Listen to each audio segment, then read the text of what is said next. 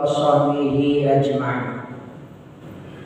Amma ba'du, bersyukur kita kepada Allah Subhanahu wa taala karena Allah masih memberikan kita nikmat dan hidayah sehingga kita bisa meninggalkan aktivitas kita sejenak, memenuhi panggilan Allah menunaikan salat zuhur secara berjamaah.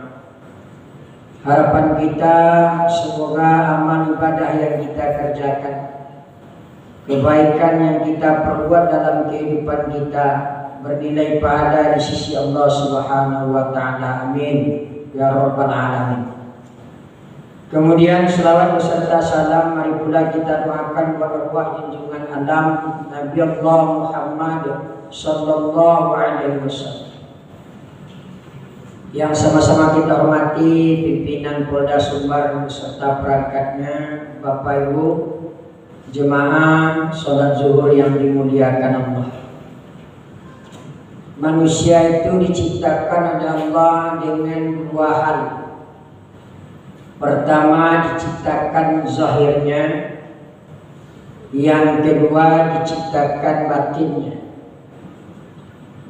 Dari dua hal yang diciptakan Allah ini, yang paling besar pengaruhnya itu adalah batin manusia. Makanya dalam kehidupan, selagi Allah berikan kita waktu, selagi Allah berikan kita kesempatan, maka kedua hal ini senantiasa kita bina.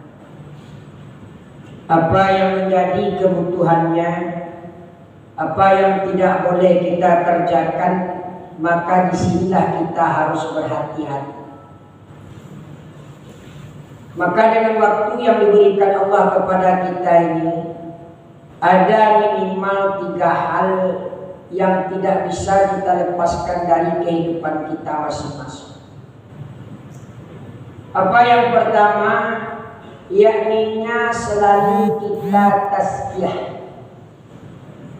Di hidup itu perlu evaluasi, kita hidup perlu koreksi diri, perlu kita dalam hidup muhasabah diri agar kita mau jujur pada diri kita masing-masing.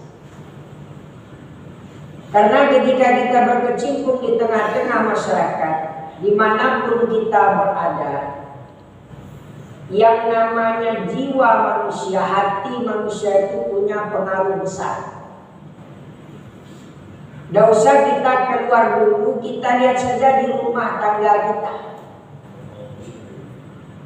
Kalaulah seseorang itu di dalam ini baik, maka insya Allah cara berpikirnya pun baik, ucapannya pun baik, perbuatan yang dia kerjakan itu bisa bernilai manfaat. Kenapa? Karena yang di dalam itu baik. Jadi manapun kita berada, siapapun kita manusianya, apapun kedudukan kita, kalau sesuatu dari dalam ini baik, maka akan berdampak kebaikan dalam kehidupan kita. Makanya yang di dalam itu butuh makan, zikrullah, butuh ketenangan, bagaimana mendekatkan diri kepada Allah Subhanahu wa taala. Maka akan kelihatanlah manusia itu sifat aslinya. Kenapa? Karena berasal dari dalam jiwanya masing-masing. Maka inilah yang perlu kita benahi setiap waktu, setiap saat dalam kehidupan kita. Agar apa? Agar kita bisa bernilai manfaat di dalam kehidupan kita masing-masing. Kemudian yang kedua, yang senantiasa kita perbaiki, yang senantiasa kita pergunakan waktu itu, yakninya tarbiyah. Ini kalau mau kita jujur Bapak Ibu yang dimuliakan Allah, yang Allah berikan kepada kita berupa zahir ini sudah banyak kita lalai. Apa yang menjadi kebutuhan dari zahir yang ditentukan oleh Allah, barangkali banyak kita yang sudah melupakan. Tapi ketika waktu diberikan oleh Allah, maka berikan pendidikan, berikan ajaklah apa yang diberikan Allah ke zahir kita ini untuk selalu mendekatkan diri kepada Allah. Allah beri kita mata, mari kita pergunakan waktu kita baca Quran. Allah berikan kita telinga, mari kita penuhi panggilan Allah. Allah berikan kita tangan, mari kita berbuat baik. Allah berikan kaki, mari kita langkahkan kaki kita kepada jalan Allah. Kenapa? Karena dari zahir yang diberikan Allah ini yang kita harapkan itu adalah ridho Allah. Maka satu saat apa yang kita pakai hari ini akan bertanggung jawab kepada Allah Subhanahu wa Ta'ala. Tanganmu kemana, kakimu kemana, matamu kemana, telingamu kemana, pikiranmu kemana. Mereka dimintakan bertanggung jawab oleh Allah Subhanahu wa Ta'ala. Maka pergunakanlah waktu ini untuk memberi pembinaan, pendidikan kepada jasmani kita. Ajaklah jasmani kita itu untuk mencari ridha Allah Subhanahu wa Ta'ala. Kemudian yang ketiga, yakninya amanah.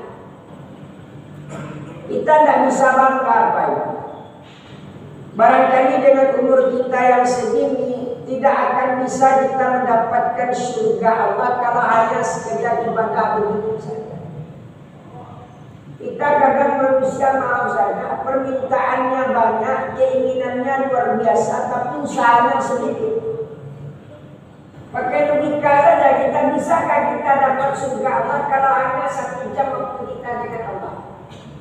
Subuh 5 menit, zuhur 10 menit, asar 10, maghrib 10, isya 10. 1 jam bisakah surga Allah yang kita dapat? Nabi saja ditanya sahabat, ya Rasulullah, bukankah ibadahmu banyak, bukankah amalmu banyak, bukankah itu yang membawamu ke surga Allah? Apa jawab Rasulullah? Bukan amalku yang membawa aku ke surganya Allah, tapi karena rahmat dan kasih sayang Allah lah, maka saya akan dapatkan surganya. Coba kalau kita pahami bahasa Quran, bukankah Rasulullah dijamin surganya Allah? Kita dijamin Allah dan surganya di mana? Bentuknya tak tahu, tapi minimalnya dengan waktu yang diberikan Allah beramallah. Maka kalimat Allah dapat beramallah sebanyak-banyaknya. Beribadahlah kamu, dekatkanlah dirimu kepada Allah karena satu saat kamu akan keluar. Ini tinggal semua ini Pak. Kita akan tinggalkan semua, kalau tidak mereka meninggalkan, kita yang meninggalkan.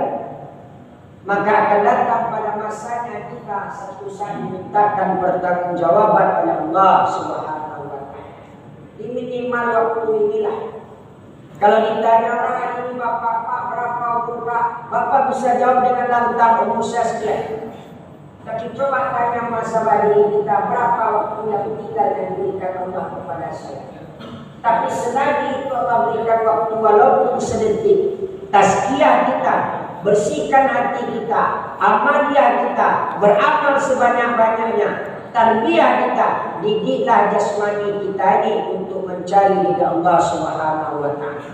Mudah-mudahan kita yang hadir ini Bapak Ibu yang dimuliakan Allah, apa yang kita kerjakan diberkahi oleh Allah, apa yang kita kerjakan bernilai ibadah di sisi Allah, dan kita berharap semuanya diberikan rahmat oleh Allah Subhanahu wa Ta'ala.